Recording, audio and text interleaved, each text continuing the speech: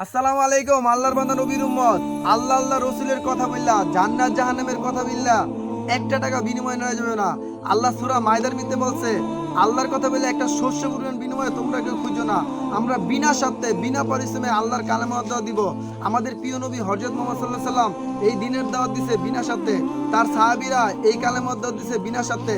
তারা এই দিনের দাওয়াত দিতে যায় গাছের লতা পাতা খাইছে, তারা এত কষ্ট মজা সহ্য করছে। আর সেই নবীর উম্মত আপনি আর আমি, আমরা কিভাবে আল্লাহ আল্লাহ রসুলের কথা বললে বিনিময় খুঁজি? আমরা যদি বিনিময় খুঁজি, আল্লাহর কাছে বিনিময় খুঁজবো। এই সময় এই কথার দাম দুনিয়ার কোনো ব্যক্তি দিতে পারবে না, একমাত্র আল্লাহ দিবে। শোন, আল্লাহ রসুল এই দিনের দাওয়া দিতে যায় তলপেটে 2টা পাথর বানছে। আল্লাহ নবীর সাহাবীরা তলপেটে 1টা পাথর বানছে। এই দিনের দাওয়া দিতে যায় সাহাবীরা গাছের লতা পাতা খাইছে। আর সেই নবীর উম্মতে আজকে আপনি আমি কিভাবে কন্ট্যাক্ট করে লাখ লাখ টাকা বিনিময় নিই? আল্লাহর কথা বলে কোনো বিনিময় নেওয়া যাবে না। যারা আল্লাহ আল্লাহ রসুলের কথা বলে বিনিময় নিবে না, পারিশ্রম নিবে না, তারাই হেদায়েত। আল্লাহ বলে তাদের অনুসরণ করতে। আল্লাহ আল্লাহ রসুলের কথা বলে কোনো অবস্থায় বিনিময় নেওয়া যাবে না। দুনিয়ার কাজ কাম করে দুনিয়ার হাজত পুরো করবো, আল্লাহ আল্লাহ রসুলের কথা বললা আল্লাহর কাছ থেকে বিনিময় নেবো।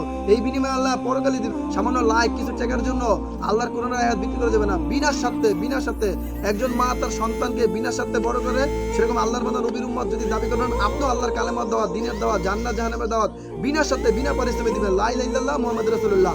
আল্লাহই সারা জাহানের বাদশা।